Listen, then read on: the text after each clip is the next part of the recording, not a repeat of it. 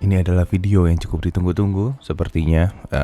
Anda bisa lihat sendiri judulnya Rent. Dan bagi Anda yang pernah mendengar Moondrop Stellaris, pasti sudah cukup jelas kenapa video ini akan jadi rant dan bukan review biasa.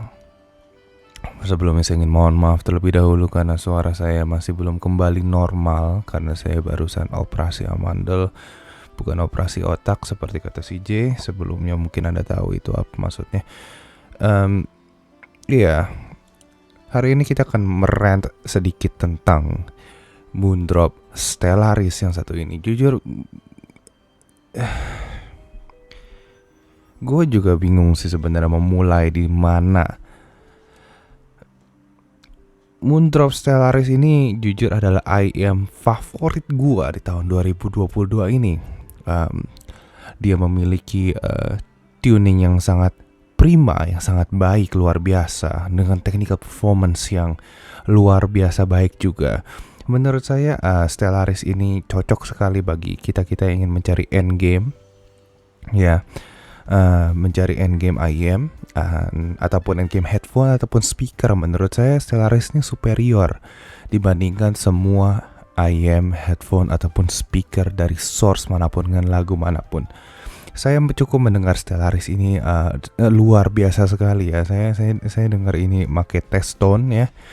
Jadi biasa lagu-lagu yang saya dengar itu antara sine wave, kalau enggak square wave gitu ya. Setelah saya dengar sine wave dan square wave mendengar Stellaris ini, saya siap sekali.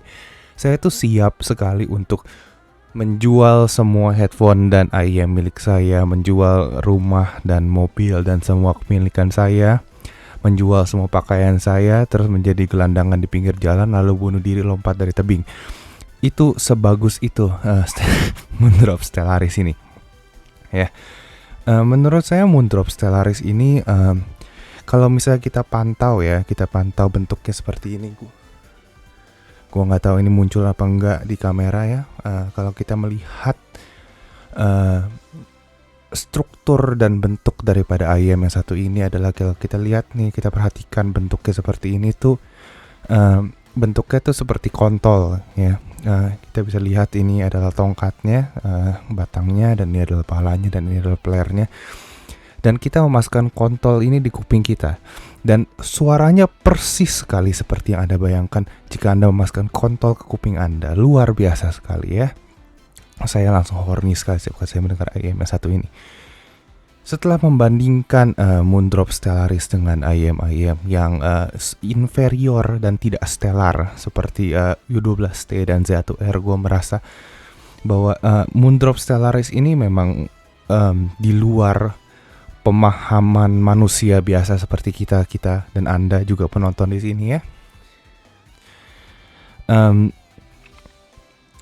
Memang sangat di luar akal kita tidak bisa memahami seberapa deep dan seberapa luar biasa horninya IM satu ini ya. Memang ini adalah gift ya dari Yang Maha Kuasa untuk kita semua makhluk-makhluk normal seperti gua dan Anda ya. Mungkin apabila Anda consider gua sebagai makhluk normal, untuk bisa mendengar IM satu ini dan memberikan saya motivasi ya. Motivasi luar biasa untuk lompat dari lantai 20.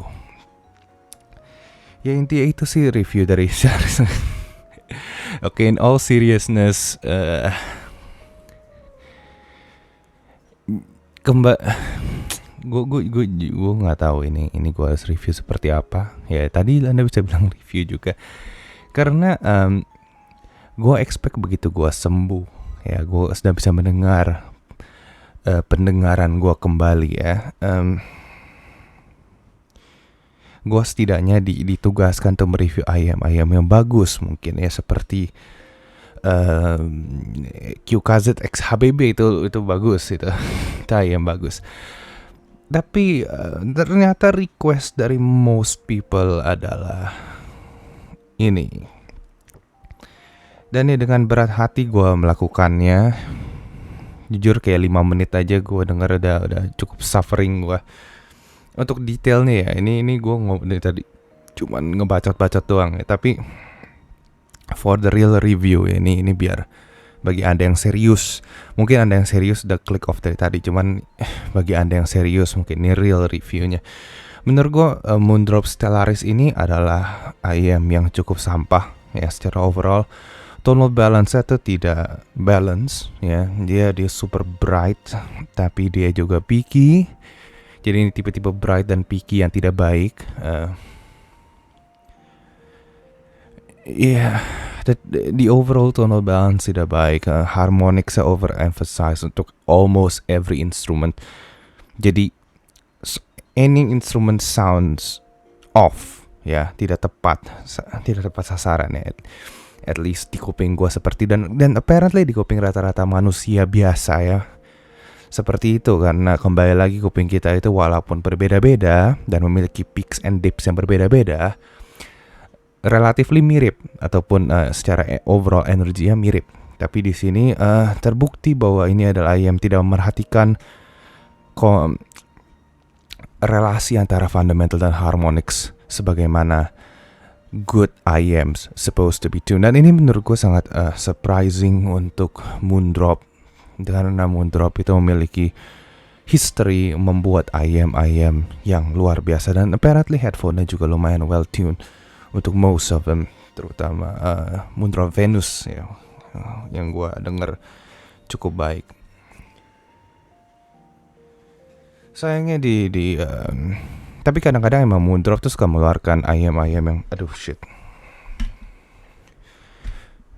Moondrop tuh suka mengeluarkan IM yang cukup luar biasa juga. Seperti contohnya Moondrop SSR yang apparently seperti SSR sekarang juga tidak seburuk SSR-an dulu yang gua review sebelumnya. Tapi kayak udah di-update sedikit, upper mid-range agak sedikit dikurangi. Jadi ya mereka tidak begitu shouty tapi tetap agak bright. Dan tetap gue tidak rekomen juga. Dan seperti IM yang satu ini gue juga tidak rekomen sama sekali.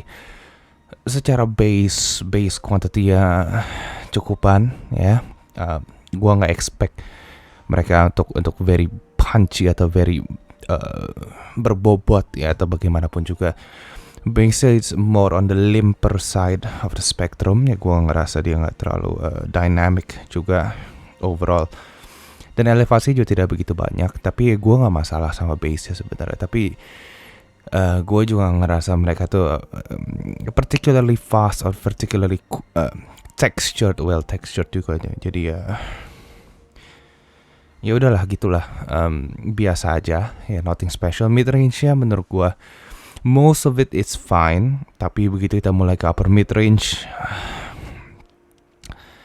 itu mulai agak-agak thin dan shouty juga ya, ditambah dengan very emphasized treble juga dan tidak harmonically balanced juga treble-nya, membuat presentasi daripada vocals and overall anything in the mid range terasa thin dan dry dan not very enjoyable. Untuk beberapa ya pokoknya intinya nggak bagus lah presentasi mid range, terutama presentasi treble-nya menurut gue cukup sampah, cukup useless menurut gue di market IM yang ada sekarang ya, atau bahkan market IM yang ada tahun lalu. Menurut gue this is functionally useless, nggak ada gunanya sama sekali. Menurut gue ini cakep ya, dibuat pajangan aja, nggak usah didengerin. Karena bahkan tahun lalu udah ada 7 Hertz Timeless. Dan 7 Hertz Timeless sampai sekarang masih baku hantam lah dengan IM planar di kelas harganya ataupun IM apapun di kelas harganya kan, dan ini udah menunjukkan bahwa teknologi ini tuh memungkinkan. Sedangkan 2022 orang masih saja merilis sampah seperti ini, gue juga nggak paham sama sekali. Karena kekontolan daripada Moondrop Stellaris ini adalah sesuatu yang gue cukup tidak expect dan gue cukup disappointed ya, karena kembali lagi Moondrop memiliki reputasi yang luar biasa itu. Shit. Nih mic-nya jadi geser-geser, sorry. Soal technical performance juga. Tadi gua tidak lama yang lalu gua membuat post tentang Audeze iSign 10 ini di AKH dan grup-grup lain Facebook lainnya. Dan gua Dan intinya di post itu adalah gue mensolidifikasikan diri gue sebagai EQ gang ya. EQ gang. Maksudnya apa adalah ya artinya gue tidak anti EQ lah anggapannya ya. Dan benefitnya daripada anti EQ adalah gue bisa mendengar ayam-ayam seperti Audeze iSign 10 ini tanpa the cipher cable ya, kabel khususnya yang ada di SP-nya. Yang ada digital signal processing-nya ya. Dan gue bisa achieve itu dengan gue mempelajari bagaimana cara EQ, cara menggunakan parameter EQ, dan gue sangat rekomendasikan untuk anda semua at least mencoba ya. Dan kalau selalu sih sebenarnya gue nggak bisa maksain lo juga, tapi ya hidup akan jadi lebih murah dengan anda bisa meng-EQ. Contohnya adalah Audeze iSign 10 ini mungkin kan sekarang di toko hijau anda bisa mendapatkan tinggi harga sekitar 2 jutaan. Tapi kalau misalnya kita perbandingkan harganya di harga segituan dengan technical performance ya, menurut gua Audeze iSign 10 ini memiliki technical performance yang luar biasa, yang jauh di atas harganya, mungkin bahkan di sekitar harga belasan juta. Dan dengan meng-EQ Audeze iSign 10, lo bisa mendapatkan a very well rounded IM untuk bahkan kelas harga 15 juta, 16 juta di harga yang sangat murah. Atau di second-handnya lumayan banyak dan lumayan murah karena tuningannya yang sampah. Sedangkan untuk Stellaris ini, kalau misalnya kita perhatikan tuningannya juga sampah. Apakah sama? Apakah dengan EQ dia bisa mendapatkan that worth daripada iSign 10? Menurut gue sih enggak ya, karena amat disayangkan sekali juga bahwa Moondrop Stellaris ini technical performance-nya juga jelek. Bukannya jelek sih, kayak B aja ya. Dan ini kan kalau B aja untuk head IM planar seperti ini, terutama dari brand seperti Moondrop, yang brand yang sama yang bisa ngeluarin S8 dan Blessing 2 dan Moondrop Variations ya, yang technically very good. Ini adalah nggak jelas. Ini tuh sampah yang nggak jelas. Dan gue nggak paham juga kenapa ini bisa sampai kerilis. Asal logikanya gini ya, kalau lu mau rilis IM, nggak mungkin cuma satu orang yang denger. Berarti intinya orang-orang tolol di Moondrop tuh ada lebih dari satu gitu.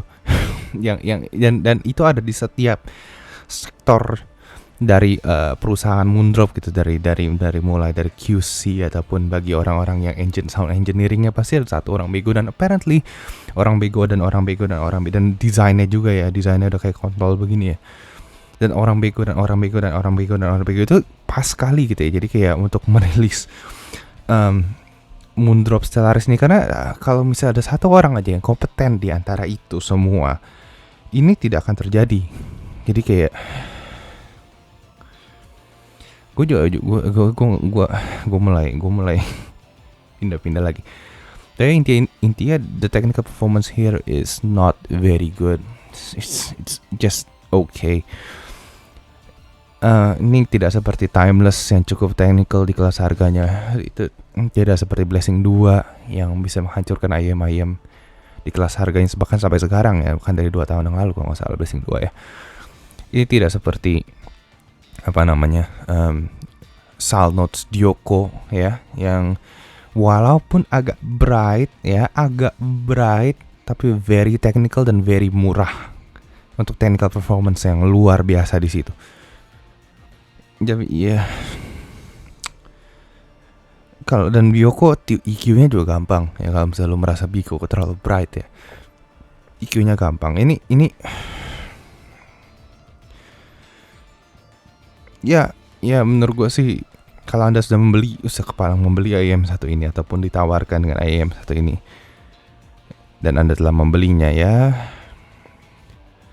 berharaplah anda menemukan ear tips dan kabel tertentu ya dari planet Krypton, dari manapun juga itu ya, yang bisa menyelamatkan IM ini ataupun anda jual ya, dan berharaplah ada yang mau beli ya setelah menonton. Gue nggak tahu ini review bakal pick up apa enggak, tapi ya begitulah ya. Biasa ayam ataupun headphone setelah gue bacotin tuh biasa antara dia melambung seperti hasil hot mirror atau runtuh seperti beberapa ayam tertentu seperti DQSM Hermit kalau nggak salah. Tapi ya begitulah. This is shit, this is garbage. You can live without it. Ya, kalau mencari sesuatu yang bright bisa cari yang lain. Dioko lebih bagus, bahkan secara technical performance menurut gue Dioko lebih impresif bahkan, dan Dioko lebih murah daripada benda yang satu ini gitu. Ear tipsnya bagus, tapi kalau misalnya lu mau beli ayam ini untuk ear tipsnya doang sih ya, duit Anda terserah Anda ya. Untuk reviewer atau bukan, gue nggak mau reviewer sih. Ini kontroversial. Tuh orang-orang yang bilang Stellaris ini reference ya.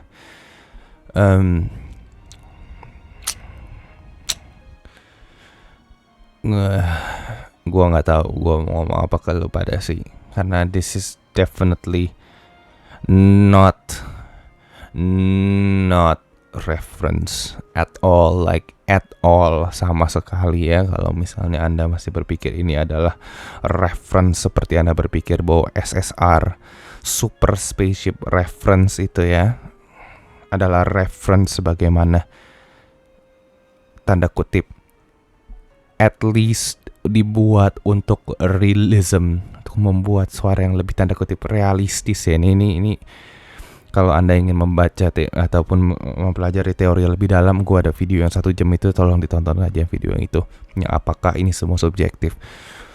Itu gue bahas semua teori-teori tentang realism dan HRTF dan sebagainya. Tapi ya ini jauh. Stellaris itu jauh dari itu semua. Dan kalau misalnya Anda nonton video gue yang Timeless, dulu gue sempat menjelek-jelekan IM seperti Tin P1 dan Tin P2 yang seperti yang ini dan Tin P2. Gue masih stay ya di opini gue kalau misalnya sebenarnya IM ini tuh banyak memakan korban ya karena gini. Salah satu karakteristik terbesar dari Tin P1, terutama di Tin P1 itu adalah it barely has any ada dua karakteristik yang terbesar. It barely has any dynamics, itu yang pertama. Jadi everything sounds compressed. Maksudnya compressed adalah semuanya satu volume. Kalau Anda perhatikan sebenarnya kalau dengar benda ini ya, antara dia nggak ada punch sama sekali dan semuanya flat, atau dia semuanya nge-punch dan semuanya compressed gitu anggapannya. Jadi semuanya itu satu volume. Makanya di sini mungkin orang-orang yang suka denger metal ya lumayan suka ya, karena semuanya rata-rata lagu metal tuh lagu-lagu compressed gitu. Jadi cocok lah sama presentasi IM satu ini, kerasanya sangat agresif begitu ya. Tapi dynamics-nya tuh hampir nggak ada ya, dinamikanya dari halus kerasnya suara tuh hampir nggak ada.